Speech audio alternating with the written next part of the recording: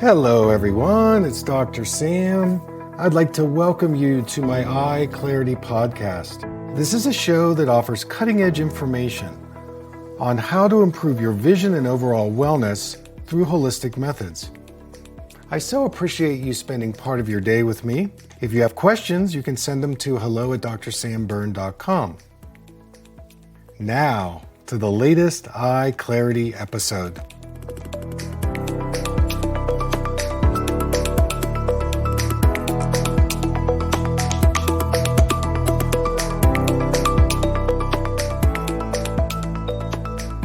Good morning, everybody. It's Dr. Sam. I'd like to welcome you to another Eye Clarity podcast. So you're in for a treat today. I'm actually teaching a 1-hour workshop to a group of health vision practitioners, and I'm talking about the Cheiroscope. I'm going to be talking today about the Cheiroscope, and this is an instrument that measures binocular vision and the projection of the visual pattern of focusing. So enjoy the show. Hey, good afternoon, everybody. And it's great to be back with you and so excited to be sharing this information. So my topics today are going to be the chiroscopic tracing, the chiroscopic machine. We'll get into things like the Van Orden stars.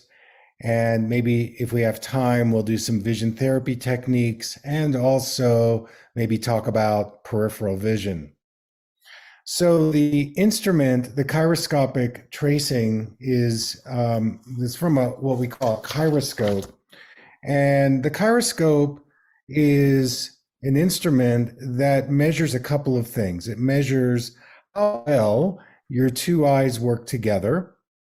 And we call that binocular vision. And the second thing that the chiroscopic tracings and the chiroscope tell us is whether or not a person is suppressing or shutting down one of their eyes. A day doesn't go by in my own office where I'm testing somebody using the chiroscope and their visual acuity is 20/20 at distance and near. But when we put them on the chiroscope and we show them, some of the pictures like the dog and the pig or the balloons, in other words, those particular cards require that a person is using both of their eyes together simultaneously. And every day in my office, I will get, I would say, a very high percentage of people who, when they touch one of the objects as they look into the scope, that image disappears.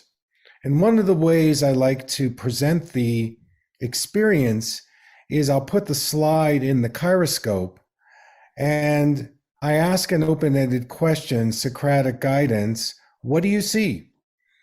And in that open-ended question, it tells me a lot about, the way a person answers. Like yesterday, and I had two girls, twins, who actually you referred to me, and they're 6 years old. They went to a traditional eye doctor who said that their eyes are healthy and they see 20/20. But mom was curious about their visual tracking problem.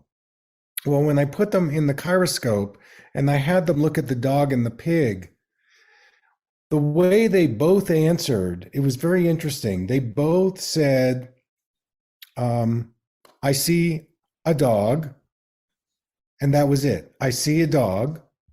And then I would have to prompt them again, well, what else do you see? Oh, over here on the left side, I actually see a pig. But the pig seems to be blinking on and off.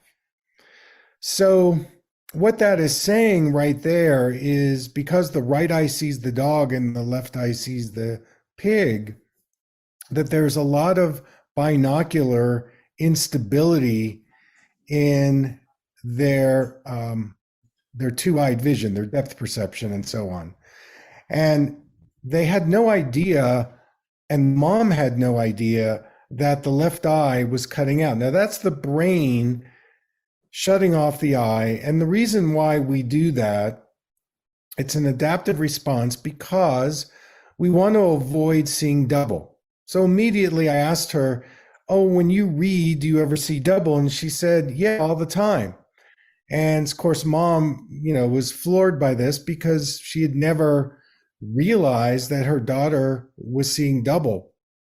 And so sometimes when I present the cards, if it's a high level person, adult or child, I'll actually ask them, what do you see? And so that answer tells me they're separating their vision. I only see the dog. I'm preferring my right eye. And you have to kind of wake up their awareness to say, oh, I actually see something on the left side.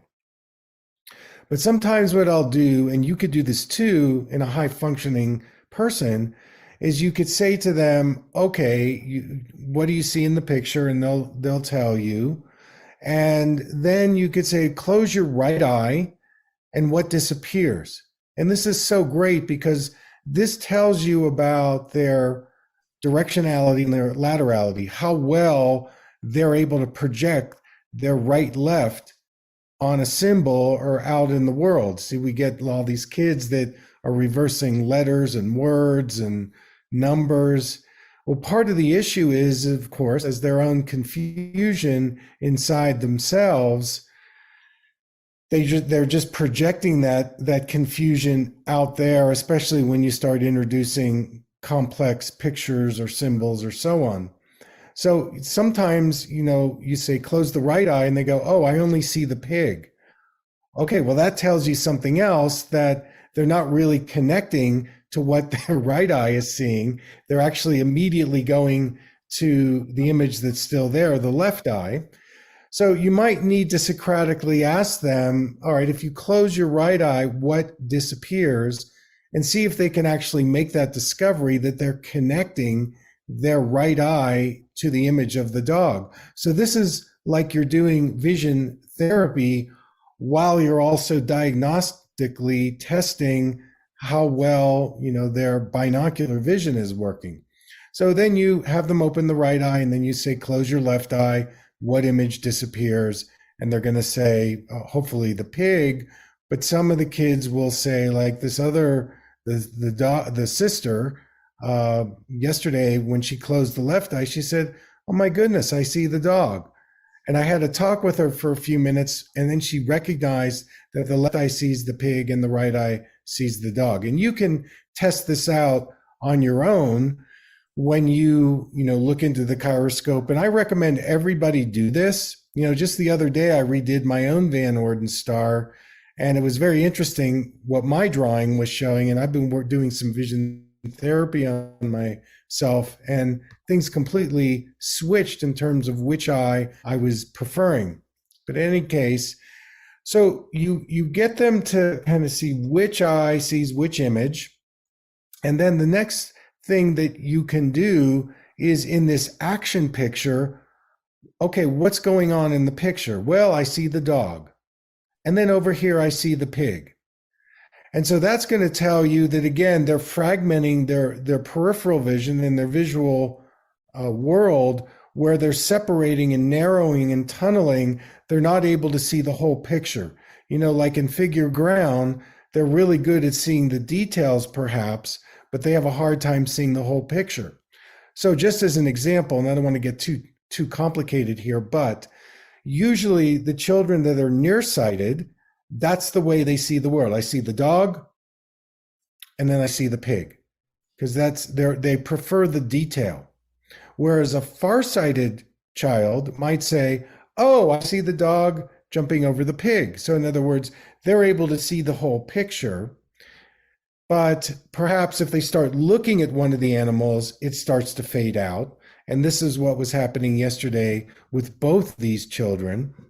They would just look at each individual animal and things would start disappearing. So you get information. Can they really see the action picture, the dog jumping over the pig, or whatever slide you're showing them? Because that's going to tell you perceptually how they're processing information.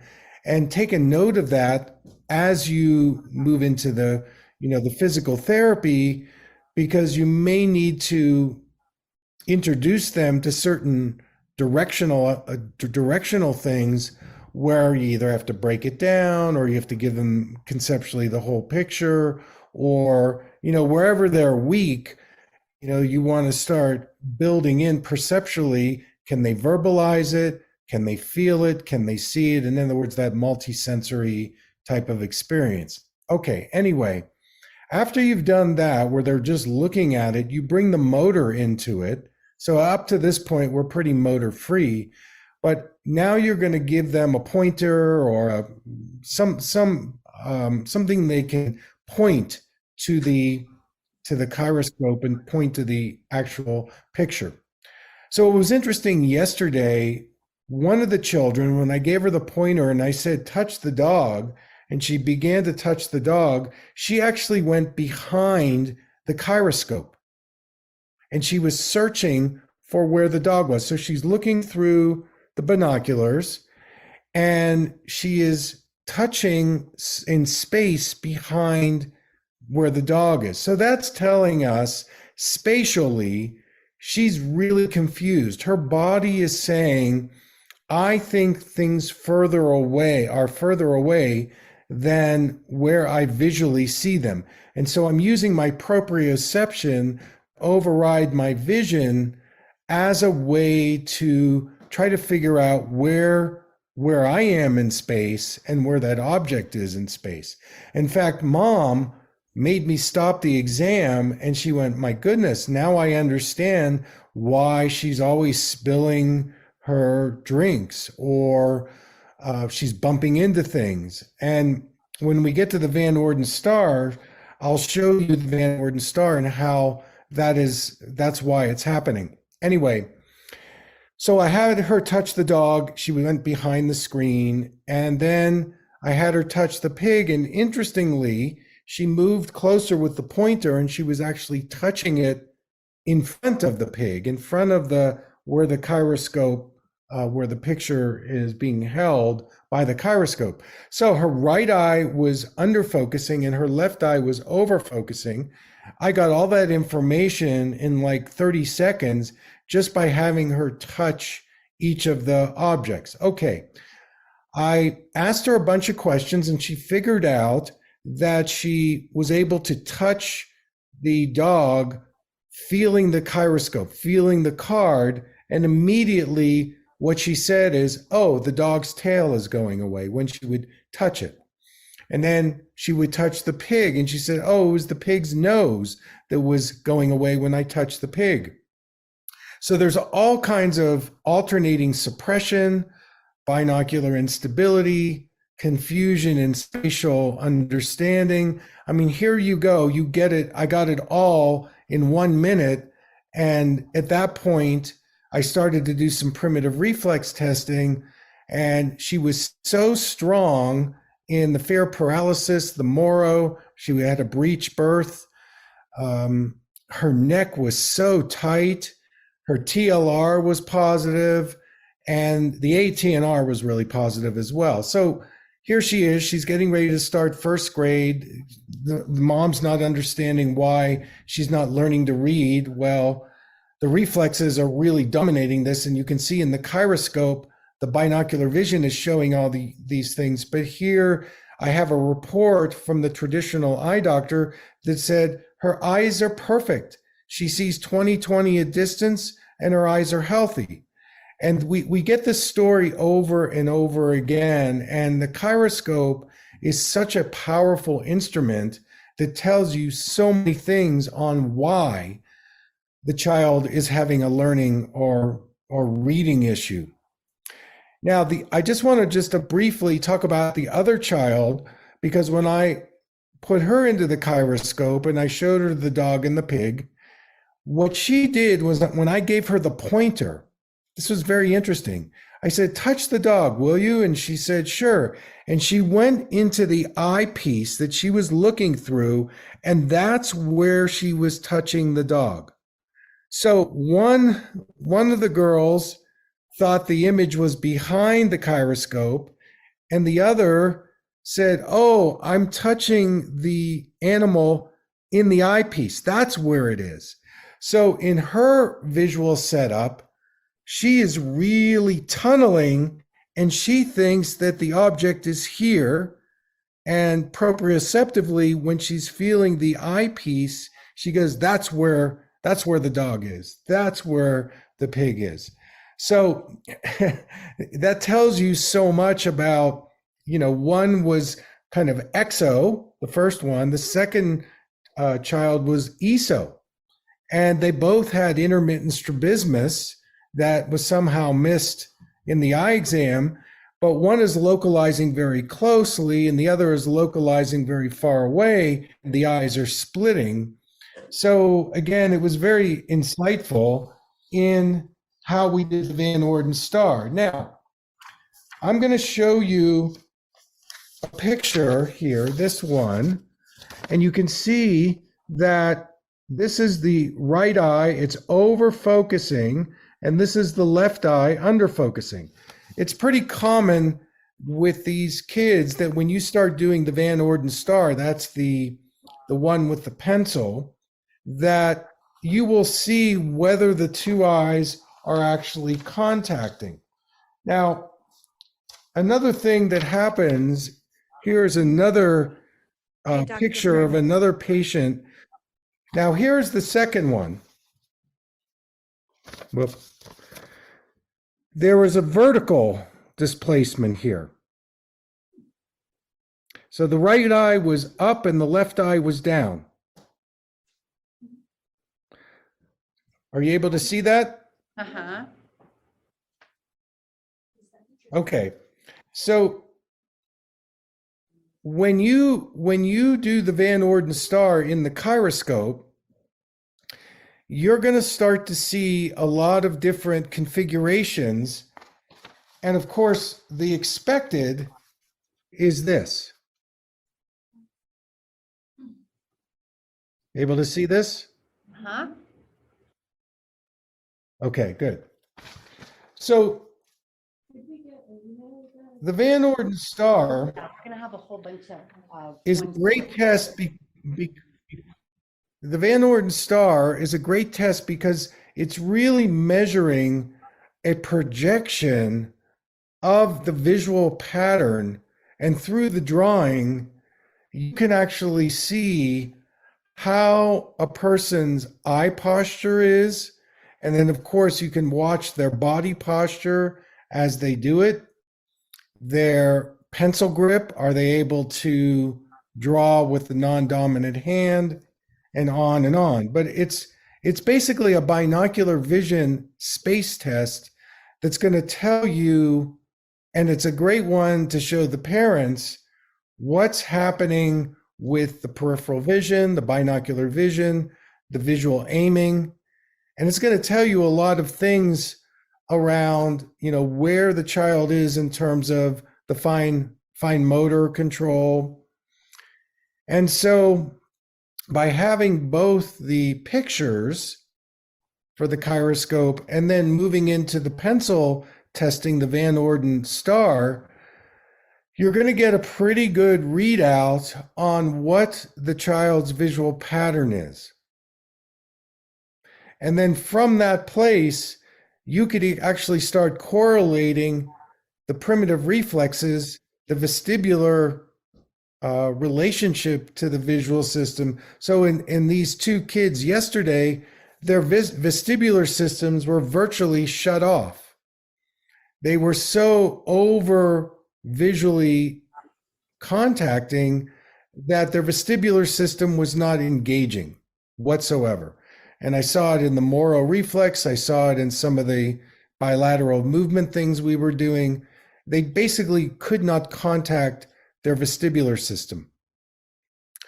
And it was interesting because mom had never heard of craniosacral therapy.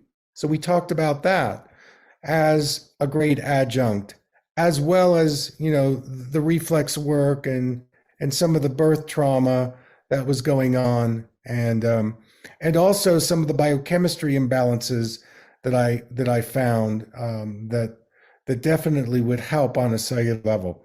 So I'm going to pause here. been talking for a long time, and I'd like to get into a conversation or at least get some feedback from you on questions or what else you need.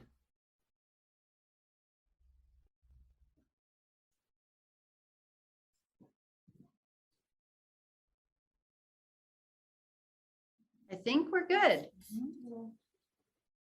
Okay. You're too easy. Well, we've just gotten to see you do it a lot. And so I think people are at least familiar with the idea. Now it's just going to take us diving in and doing it ourselves. And also getting some feedback on, reading the graphs, which we may end up having to do over time, is just send you the VO star pictures and say, hey, what do you think about this? Yeah. Sure. Sure. I mean, the graphs are great because you can do a before and after. And when you've got a situation like this, again, if I freeze again, just let me know. Okay. Yeah, hold for a second. Okay, we gotcha. Go ahead. When I'm doing a lot of eye patch work, like yesterday, we did the eye patch with the ball bounce, we did the eye patch with the Marsden ball, we did the eye patch with just some simple flashlight following a ball. And mom was definitely able to see the tracking issues and the differences between the two eyes, as well as the spatial decision making that her children were making. And because of the confusion in their visual space world, they were basing the visual space information on their proprioception and moving their body. It's no wonder that sports and their clumsiness and so many things were spotlighted, that mom finally understood the connection of how the visual system is like our GPS, and just using the eye chart as as the only thing you're evaluating in a child's vision is not enough. So again, I'm going to pause. Any other questions or comments before we move on to some of the vision therapy exercises using the Cheiroscope? Dr. Berne, I have a question. Okay, fire away. Between the EXO and ESO, would those both present the same as like clumsy bumping into things, or is there a difference between the two? Well, in an ESO, the tendency is I'm going to run into things, and I'm probably going to have a little more defensiveness than so if you come into my space world, you might see more of a recoil or a trauma response. Whereas in the EXO, that person is since they're more globally processing, they're going to be probably attention-wise more spaced out. And so what you see there is they might do well kind of in an open room where there's a lot of movement, but if you ask them to localize, say on a ball or catching something, a lot of times they're going to close their hands faster than the ball coming at them, so they have more difficulty in the in the local realm, whereas the ESO has more problems in the global realm. But the ESO is more of a defense, whereas the EXO is more of the relaxed attitude. I'm spaced out, I'm more chilled out, but they have a hard time coming into detail.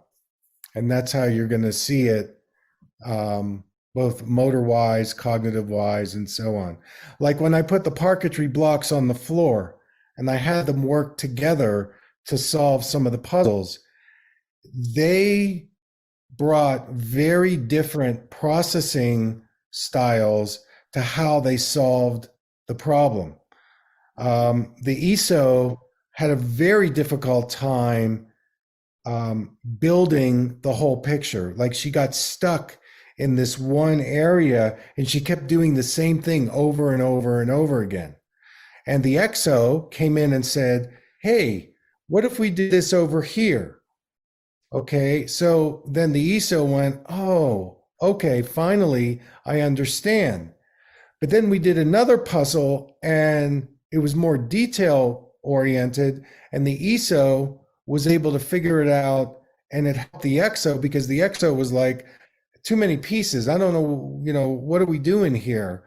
So this, you can really see the style, the learning style, the processing style on a cognitive level, on how they actually worked really well together, and they loved doing the parquetries. They loved it. We spent about 15 minutes and they didn't want to stop because it was something that both of them really enjoyed, the hands-on and having some success. With some of the more gross motor and primitive reflex things, I could see in both of them that there was trauma that had happened at birth. One was a breech and one was a C-section. And there were like the polyvagal theory. You could see that they were really stuck in the fight, flight, freeze response there. And, I did a little cranial sacral with them on the floor, and they both immediately released the defensive-ness and the stress and the muscular tension that they were both carrying. And that was a really good signal to me that, if they could get some regular cranial work along with the reflex integration and some of the other things, that they would really benefit. So a lot came out of that session, just within 30 minutes of what they needed, what's the homework, where are they going? And, they both tested very positive for the low plus learning lenses. But the way we left it is they would only use those learning lenses during their physical therapy time. That's the way we were going to start it and see where, in an reevaluation, whether they actually needed the learning lenses for school and so on. I mean, they're both getting ready to start first grade. So we'll see, how they land in first grade based on what's going on in their visual system right now.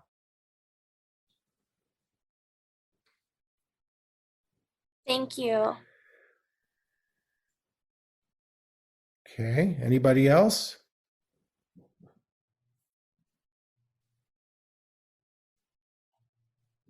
We're good? We're good. Okay, so in some of the vision therapy, when you've got these pictures of like the square or the triangle, or in my office, we have animals, we've got Snoopy. What you can do with that is there's a vertical line that is on each sheet, or should be, and you can line up that vertical line so it's right in front of either the middle, the right lens, or the left lens of the chiroscope. So let's say, for example, you took one of those pictures and you lined up that vertical line so it was in front of the right lens. And let's say it's a right-handed person. This is a great starting point where you just ask them to directly trace over the picture. And what's beautiful about it is it's a vertical position. They've got the pencil, they're looking in, they're projecting their focus out. Can they track? It's a great tracking exercise, but it's very Is it this one? low confrontation. Yes, it's that one. So it's a low confrontation where they're practicing their eye hand and they're tracking. It's beautiful. It's a great way to do that. So if you've got kids that say have tracking issues that is a fun way for them to start engaging their eye hand and their tracking. Now, you can put it over the right. You can also take that picture and you can put it over the left lens. This is very interesting. Now, when you do that, you're doing a cross and you actually ask them to trace it, but it's the left eye that's the inputting eye and the right eye, in this case, is the outputting eye. So what they're going to draw on the paper is you'll see one image that's there and the image that they're drawing, which is next to it. It won't be on top of them.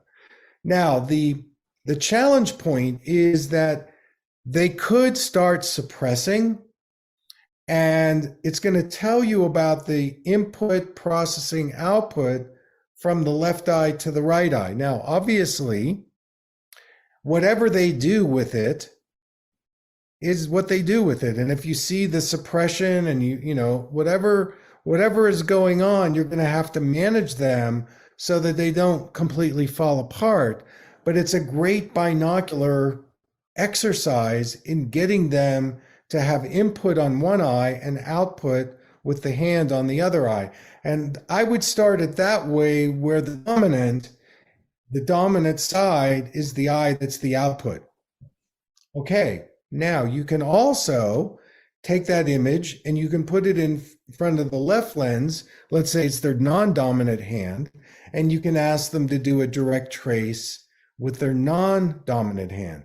Again, it's great for eye hand, it's great for tracking. If you're trying to improve the focus on the left side, so I'm going to refer to this picture. This eye is over focusing, this left eye is under focusing. Now, when you give them the pencil in their left hand, you are starting to change the mapping of the eye-brain connection, because now you're asking them to connect proprioceptively and visually. This is where I feel the picture, this is where I see the picture, and they're doing a direct trace. So it's a wonderful way to get them to start to focus their left eye and match their vision with their proprioception. Now, the fourth way to do it is to move the image to the right side, giving them the pencil in their left hand, non-dominant side, let's say. The right eye is now the input eye, and the left eye is the output eye, and you're tracing. Okay, like you say, I want you to trace it. You're now going to get the images side by side this way. So that's the fourth way of improving the binocular vision, through the input on the right and the output on the left. Now, we're talking conceptually here. My advice always is to try it yourself first. And it's normal that when you do that crossing, where one eye is seeing it and the other eye is helping you draw it, you're going to get some suppression. That's normal. It's going to take some time for you to navigate, where am I supposed to put my pencil? Sometimes what happens is you draw for a while and you start drawing the image differently. So you're not even on the same initial picture. So that's also going to tell you something about how the focus starts drifting from one side of the midline to the other.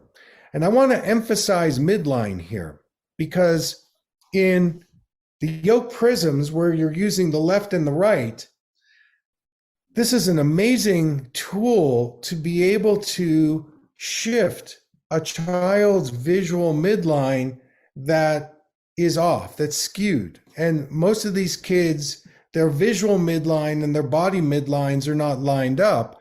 That is why the lateral yoke prisms are soluble. And so if you haven't played with the lateral prisms, I would definitely do so. So you actually can feel part of your brain waking up when you shift the midline into that area. I mean, it's pretty profound that the dominance in the vision, when you use those prisms, it is really shifting the peripheral vision and the balance between the two eyes. So I think I'll pause here and see what your questions or feedback is.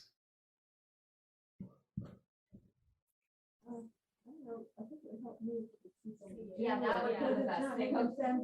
Yeah, this is one we haven't seen before, Dr. B. So what they're asking for is to maybe have you coach through those 4 ways of using this square, this rectangle. So could maybe one of the students, it would be, do any of you know you have challenges with your vision at all? I do. Come on up.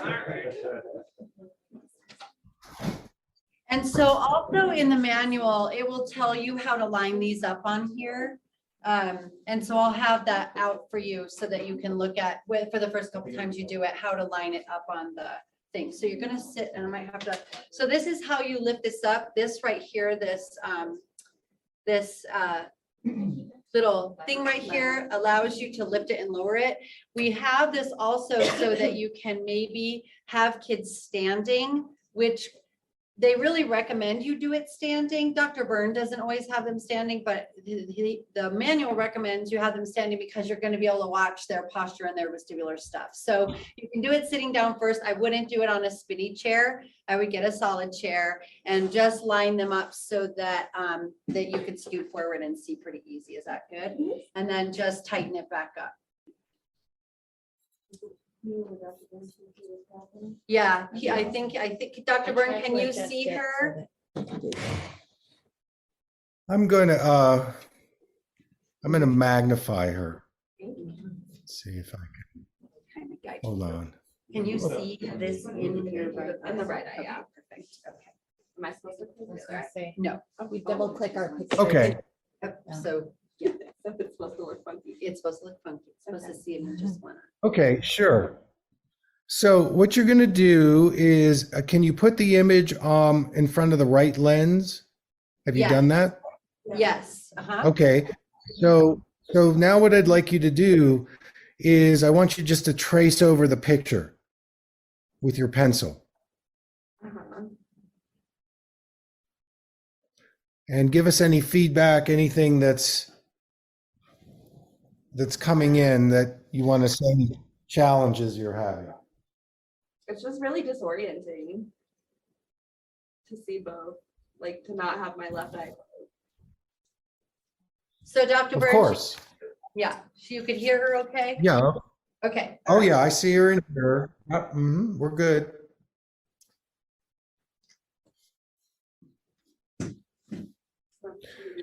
So, at this point, you could either continue or not with the disorientation. All right, so now let's put the pencil in your left hand Okay. and let's trace it again. I don't even know how to hold a pencil in my left hand.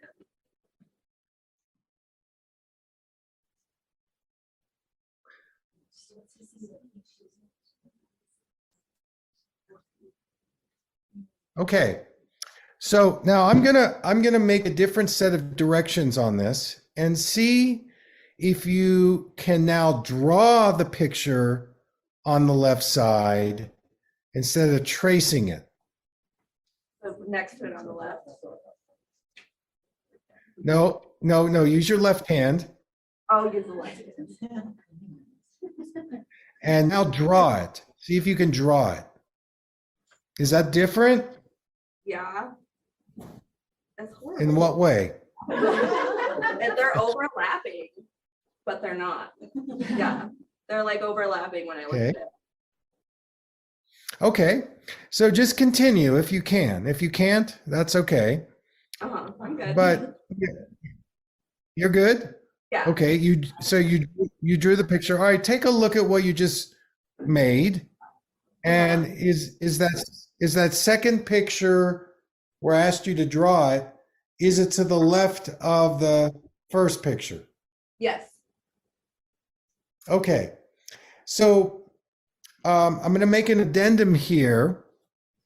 And the addendum is, Level 1 is right hand, right object on top.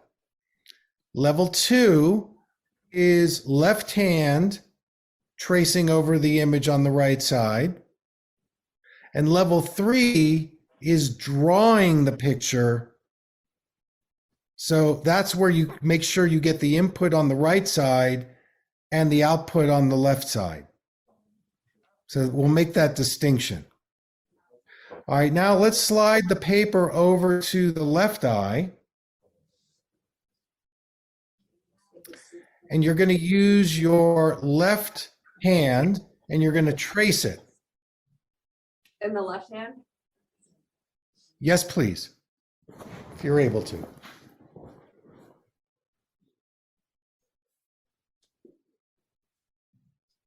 Okay.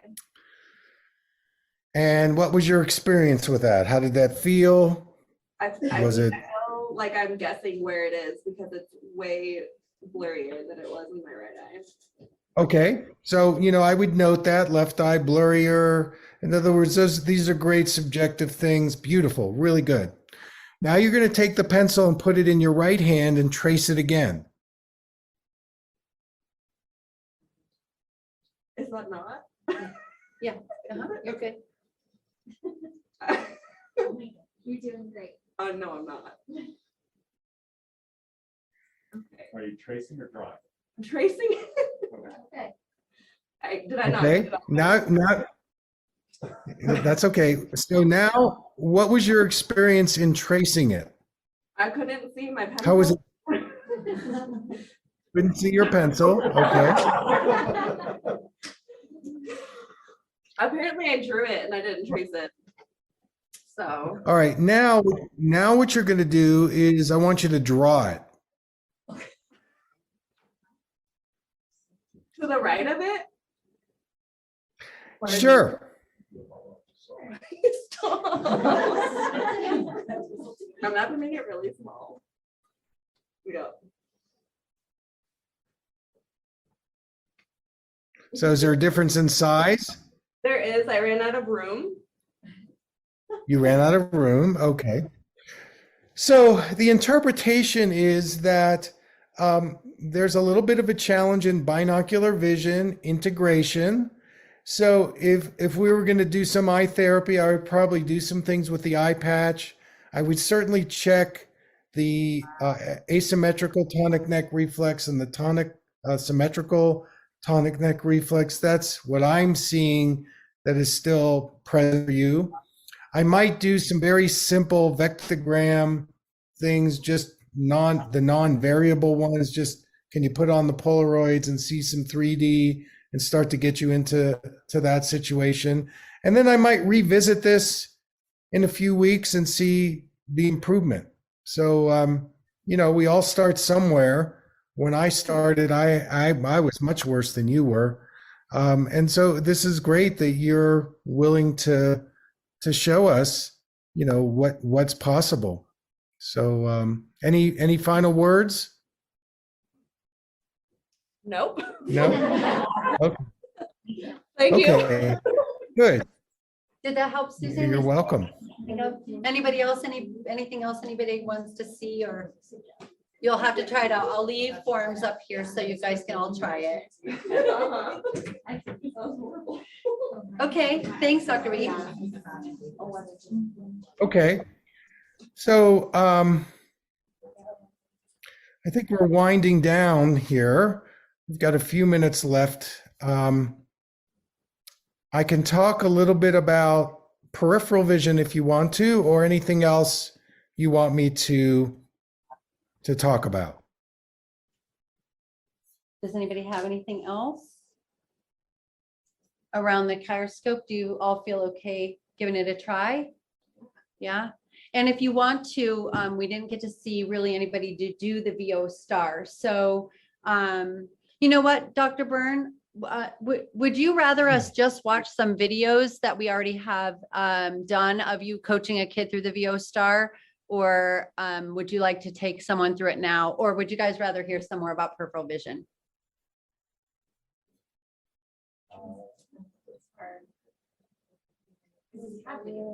Yeah, we do have videos. Okay. And you know what? We could also do it as a part of a study group when Dr. Berne isn't here too. Just kind of take someone through it so that you guys could see a demo. We could do that. Okay, so let's use the last 5 minutes for peripheral vision. Okay. So with peripheral vision, I call peripheral vision our safety vision, meaning that it's the part of our vision that is so important as it relates to our ability to motor in the world. It's related to our vestibular system. And in today's world, what happens is because we're so over focalized because of our screens and close work, that when we start tunneling our vision, two things happen. Number one, our peripheral vision starts to go away. And number two, our vestibular system becomes desensitized.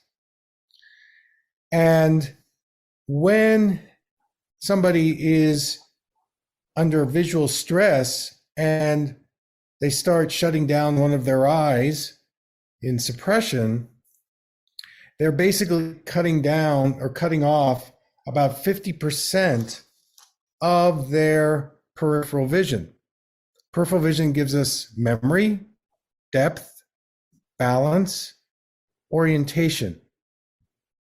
So in developing peripheral vision, there's a real connection between the peripheral vision and engaging our parasympathetic nervous system. So the sympathetic nervous system is more of the tunnel, the detail, and the parasympathetic nervous system is more of the periphery. So right there, that tells you, where is the child in terms of the balance of the sympathetic parasympathetic response. Stress, trauma, and toxicity also play into reducing the peripheral vision. So knowing those things. Also wearing corrective glasses. Somebody comes in and you're working with them and they wear the glasses to see detail. It's a great opportunity for you in the therapeutic setting to start to take the glasses off and just do things in free space. So the eye patch is really beneficial equally on each side, and you really gain a lot of peripheral vision when you take the patch off after you've done the exercise. Try it yourself. Wear the patch for a few minutes, just walking around the clinic. And then as soon as you take the patch off, you're going to notice the eye that doesn't have the patch anymore sees things much brighter and much clearer, and it has to reorganize with the right eye now, or vice versa. So the eye patch is a wonderful way to expand peripheral vision. Color therapy is another way to expand peripheral vision. Just by looking at different colors stimulates the retina cells, and it creates more photoreceptor activity, which is going to grow the peripheral vision. So think about with your kids, are they able to see things off to the side? Do they have to move their head in order to see things, or are they able to see things in the side vision? And this is my last point. I'm going to leave you with this last piece of information, and that is this. One of the best ways to develop peripheral vision is by practicing motoring backwards. And you've seen me do this a lot. I'm always exploring how is a person's back space. The back is our survival, and the front is our our engagement, is our social engagement. And we think about the Moro reflex. The Moro is hug a tree. I want to engage. And so we've got the Moro going this way, but we need the Moro going back as well. That's such a neat, whether you do it on a physio ball or you do it, where mom is, or the therapist is back, the child's back is to the person's front, and you're helping them. But that back body is really helpful in developing that peripheral. Can they hop backwards, skip backwards, gallop backwards? Can they jump rope backwards? So going backwards is a way to develop that backspace, that 360 vision that is going to open up the periphery. I'll leave you with this last point. I was seeing somebody who was diagnosed with a condition called retinitis pigmentosa. And this is a genetic retinal dystrophy where a person in an accelerated fashion begins to lose their peripheral vision. It's very scary, almost to the point where they see out of pinholes. And what I do with these people at this point, what I've learned is I give them base down yoke prisms, which opens up their periphery immediately. And then I have them do a lot of exercises walking backwards, going backwards, and then doing some, dietary supplementation to boost the retina. That's another thing. But the going backwards is something that they've all said has been very helpful to them in remembering their visual peripheral vision. And remember, 60% of the brain is doing our vision. So even though we might have an eye deficit, if we engage the brain differently, that is going to translate to the eyes opening up. So developing the parasympathetic nervous system more, addressing the stress, trauma, and toxicity, motoring backwards, using the eye patch, using the base down yoke prisms, or just putting them on the vectogram so they're developing a better 3D experience. Those are all ways for you to anchor the peripheral vision. And then if you bring in the vestibular things that you do, that's also going to help anchor the peripheral vision. So I think I'll leave it there. And one question before you go. Go ahead. All right. As far as going backwards, would it be the same if you were like pulling a child backwards on something moving, or do they themselves have to be doing like the motor plan of moving backwards? Well, I think both are in play. It kind of depends on their level. So I would do both, and just kind of see where they are. I mean, for me to think about it, I think doing both is really valuable, and having some kind of an obstacle situation where they have to look over their shoulder and motor around. I mean, I've seen some miracles where when kids learn to skip backwards, their reading gets better. They're less in their survival circuits. When we ignore our back body, our survival circuits are running the show, whether it's fear paralysis, Moro, or just we're in a polyvagal type of situation. So explore that relationship of the back body to the survival circuits and see what you come up with. Great. That's great. Okay. Well, it's been a pleasure. We did it in an hour. Fantastic. All right. Well, any more questions, just send me an email. And thanks so much for your attention, and best of luck to you all. Thank you, Dr. Berne. Okay. Bye-bye.